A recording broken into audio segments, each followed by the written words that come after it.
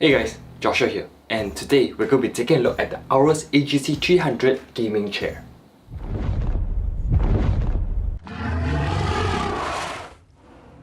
As you can see, the box it came in, it's pretty big, but it actually wasn't that heavy. So I'm just going to set up and try building it, and then I'll let you know how the process goes, whether it's easy or hard, and were there any complications with this chair.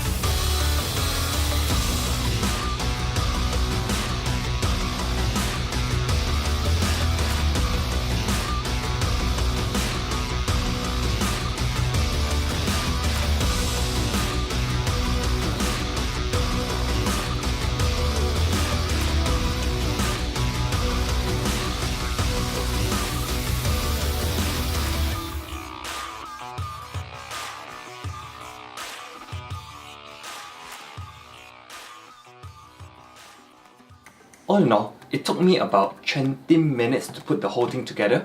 Because I have built other chairs like from Secret Lab and TX Racer before, I didn't experience much problems. But if you're a first-time chair builder, you may experience some problems because the instructions as provided in the box are definitely not the best. It's literally just a single side printed instruction sheet with no clear-cut instructions of how to put it together. Other than that, putting the chair together was a fairly simple one-man job because its weight is actually lighter than the other chairs that I've built, and yeah, the screw holes are all easily lined up and fit without any problems whatsoever. So very nice because yeah, it'll help if you're a first time chair builder.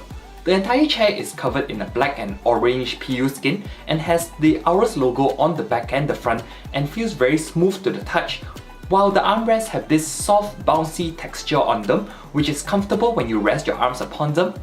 Wheels on this are smooth and they glide along the floor easily with no snags when pulling it along or moving it back and forth. The lumbar cushion, for me, it's nice and large and you can adjust it up and down in the seat very easily for positioning, but for the headrest, personally, I didn't really like it.